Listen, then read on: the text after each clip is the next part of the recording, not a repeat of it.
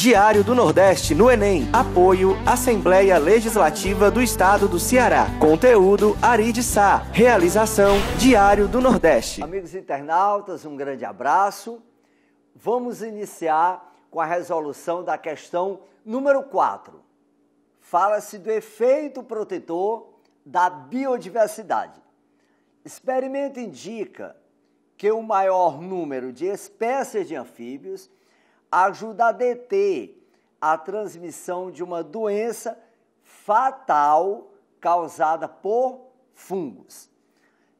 A questão indica que a intuição, os modelos matemáticos e as observações de campo sugeriam que a perda da vegetação nativa, com todos os seus organismos, poderia favorecer a transmissão de vírus, bactérias e outros agentes etiológicos de doenças.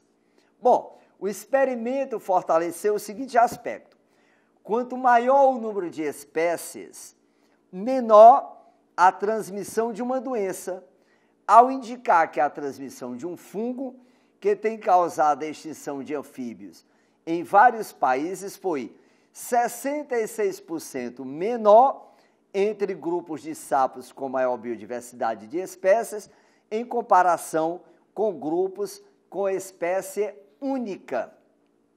A conclusão é que preservar ambientes naturais deve ajudar a reduzir a transmissão de doenças infecciosas.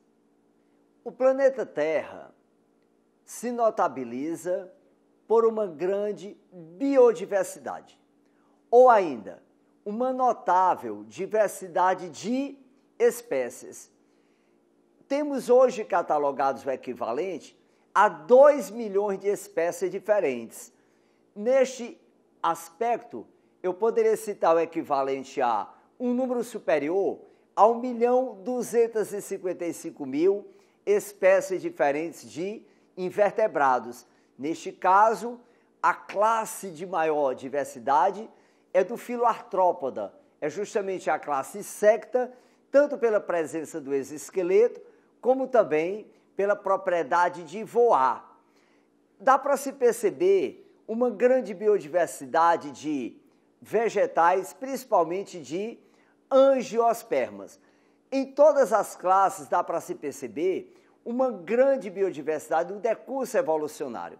A classe anfíbia também, uma vez que esta, como ovuvípara, pode liberar seus óvulos na água, concomitantemente com o macho que libera os seus espermatozoides.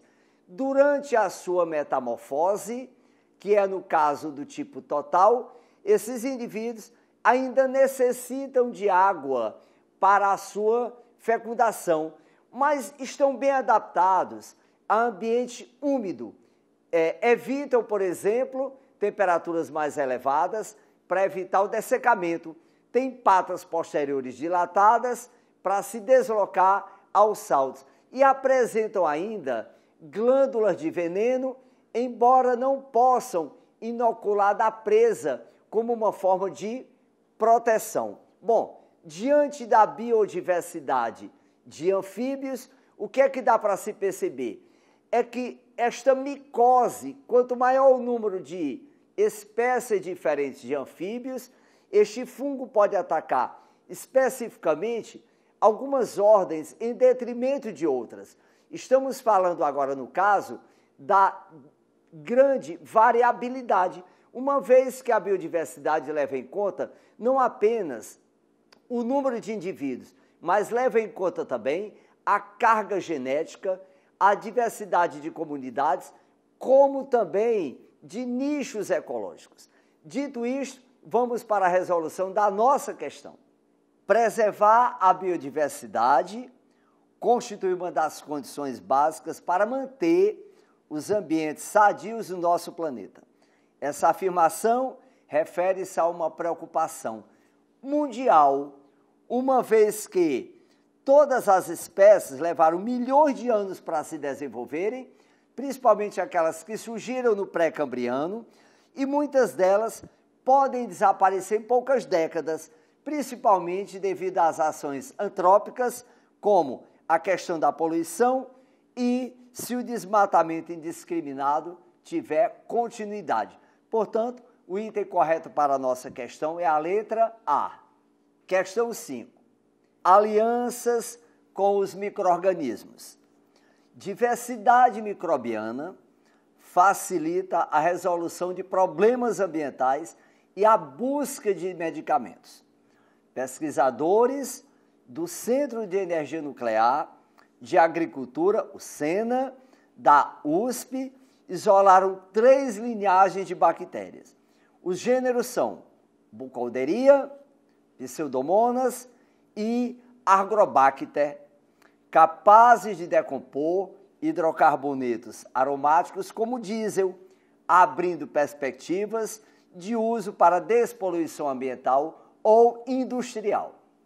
Durante as fases de exploração do petróleo, ou seu refino, ou seu transporte, normalmente ocorrem vazamentos, e estes vazamentos promovem graves alterações ambientais, comprometendo a sinergia ou equilíbrio ambiental do talassociclo, ou seja, do biociclo marinho, quando este petróleo ou este óleo adere às brânquias de peixes, comprometendo sua respiração branquial, ou ainda às penas das aves, ou ainda comprometendo o isolamento térmico de alguns animais. Bom, através deste desequilíbrio é fundamental uma solução, ou seja, a biorremediação, a utilização de micro-organismos que têm o poder de transformar produtos tóxicos do petróleo em subprodutos menos tóxicos e em um tempo maior. O segundo parágrafo da questão afirma que os micro-organismos têm sido usados para produzir medicamentos. A streptomicina foi isolada de culturas de bactérias para o tratamento da tuberculose. A espécie Streptomyces aerofaciens fornece a aeromicina, usada no tratamento do linfogranuloma venéreo, uma DST e uma bacteriose. Entretanto, um levantamento da Organização Mundial de Saúde em 114 países indicou a resistência de bactérias a antibióticos é atualmente um fenômeno global. A teoria sintética da evolução ou o neodarwinismo sugere que a variabilidade genética nas bactérias se dá principalmente devido às mutações gênicas. Entretanto, essas mutações elas são naturais, elas são aleatórias e os genes para essas resistências podem ser transmitidos de forma hereditária, não apenas pela conjugação, mas também pela transdução. Podem inclusive ser absorvidos através dos processos de transformação. Dito isto, vamos para a resolução da nossa questão. Com relação a esses micro-organismos, aos problemas ambientais, como é o caso do derramamento de petróleo, e ao desenvolvimento de linhagens bacterianas resistentes aos antibióticos, ficou exposto que o reconhecimento de novos hábitats, ou ainda se catalogar novas espécies de micro-organismos, reconhecendo seus nichos ecológicos, está facilitando a aplicação desses micro-organismos, não só para resolver os problemas ambientais, como também auxilia na identificação de novos medicamentos a partir do momento em que se passa a conhecer o metabolismo daquela dada espécie bacteriana. Portanto, o item correto para a nossa questão 4 é, portanto, a letra A. Questão número 7, nesse fascículo número 2 de Ciências da Natureza, versando sobre a competência 2 e a habilidade 5, uma coisa que além de ser importante para a prova, é extremamente importante para o nosso cotidiano, dimensionar circuitos elétricos simples. Basta lembrar que na tua casa você está o tempo inteiro mexendo com eletrodomésticos e todos eles ligados a uma tomada. A intensidade da corrente elétrica que flui por uma lâmpada em função da diferença de potencial aplicada a seus terminais é representada no gráfico. E aí você observa um gráfico em que aparece a corrente no eixo Y, medida em amperes, e a DDP, medida em volts, no eixo do X. Quando a diferença de potencial nos terminais da lâmpada é de 20 volts, a potência dissipada em watts quanto vale? Ora, quando se fala de lâmpada, a lâmpada é tratada como um resistor. É o que a gente chama de elemento passivo em eletricidade, ou seja, recebe potência elétrica e dissipa essa potência. A gente sabe, por definição, que potência é DDP, ou seja, voltagem, vezes a intensidade da corrente, ou seja, amperagem.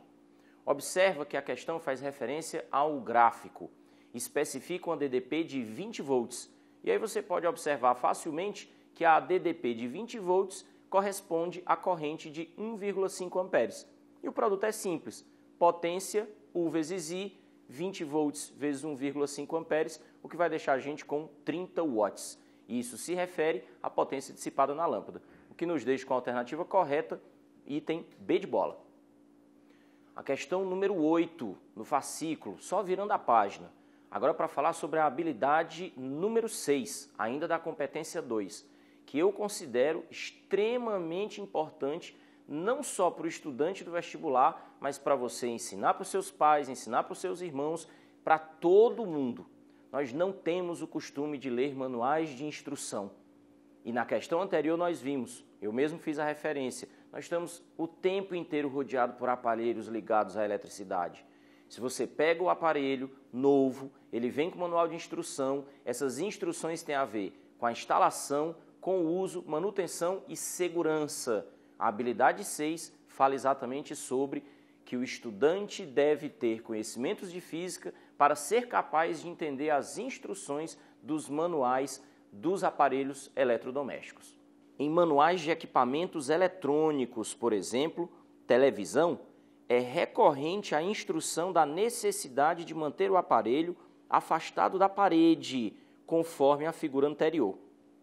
A condutividade elétrica é justificada pela formação de ligações químicas com elétrons deslocalizados, através da estrutura dos sólidos metálicos, denominadas ligações metálicas.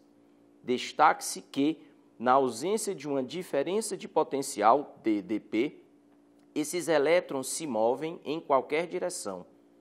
Entretanto, quando submetidos a uma DDP, todos experimentam uma aceleração em virtude de suas cargas negativas, originando a corrente elétrica, ocasionando aumento de temperatura do metal.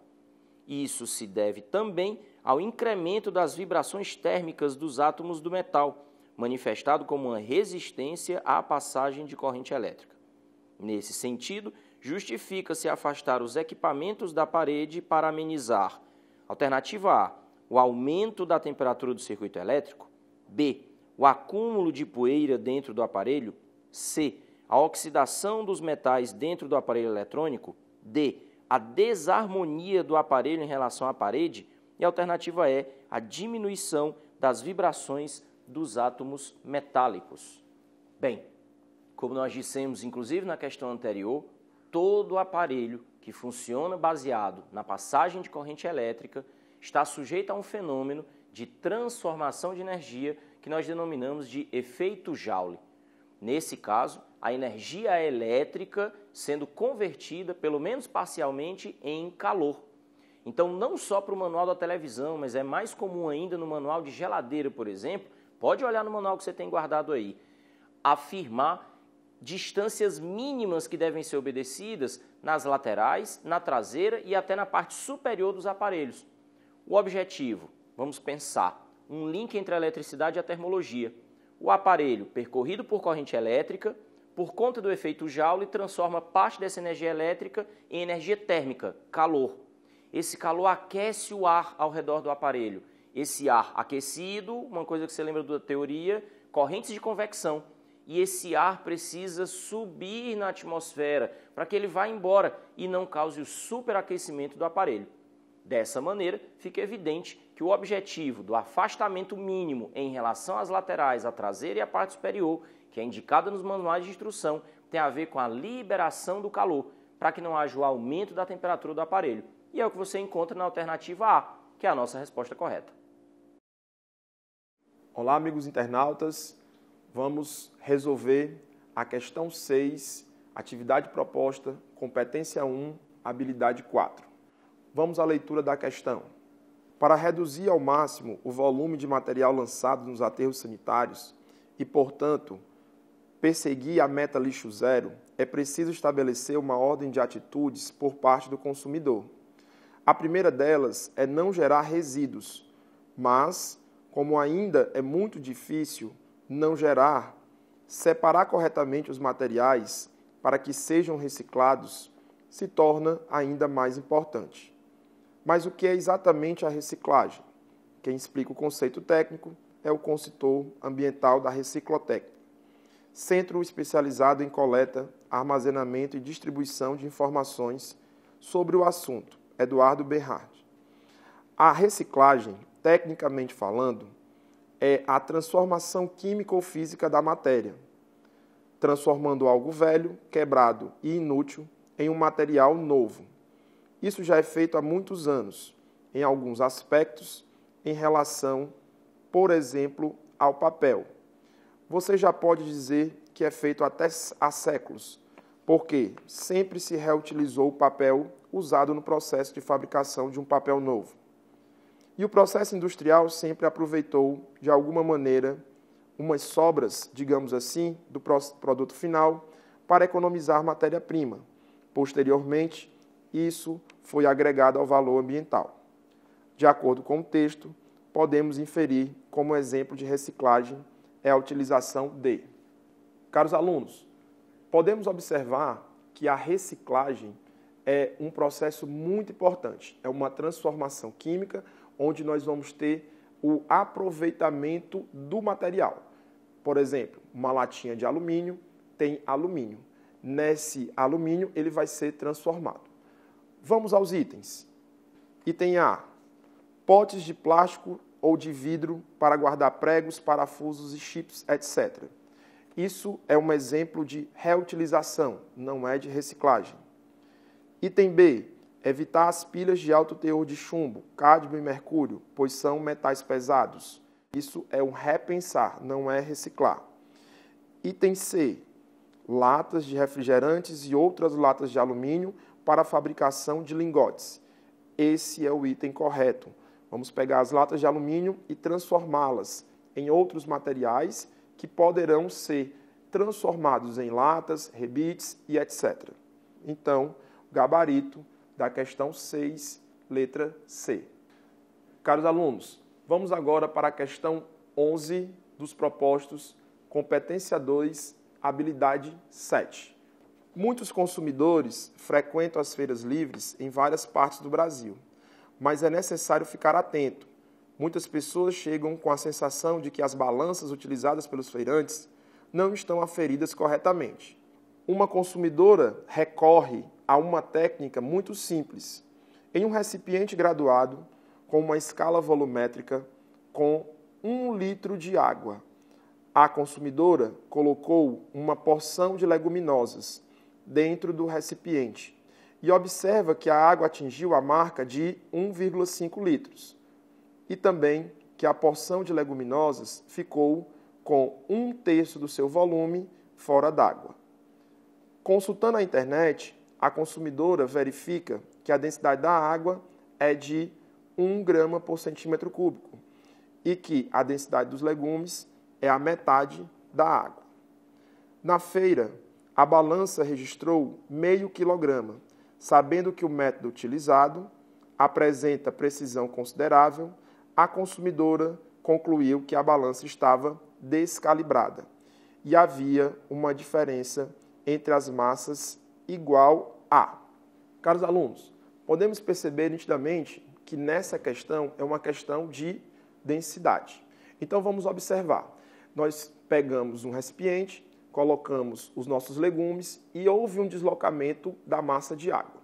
Então, podemos dizer que 2/3 do volume foi submerso, dos legumes. Então, se chamarmos os volumes dos legumes de X, nós teremos submersos 2/3 de X. E aí nós vamos observar que o volume de 2/3 de X é igual a 500 ml, porque o nosso volume inicial era de 1 litro.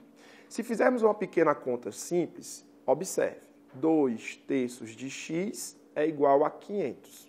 Nós vamos obter aí um volume de 750 ml.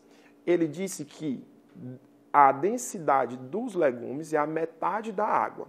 Se a densidade da água é 1 grama por centímetro cúbico, a dos legumes 0,5 gramas por centímetros cúbicos. Usando a fórmula densidade igual a massa sobre volume, nós vamos encontrar uma massa de 0,375 quilos, ou seja, 375 gramas. Fazendo a diferença entre o que foi pesado na feira com o que nós obtemos, nós vamos encontrar uma diferença de 0,125 gramas, que corresponde ao item B de bola. Ok? Bons estudos e até a próxima. Diário do Nordeste no Enem. Apoio Assembleia Legislativa do Estado do Ceará. Conteúdo Ari de Sá. Realização Diário do Nordeste.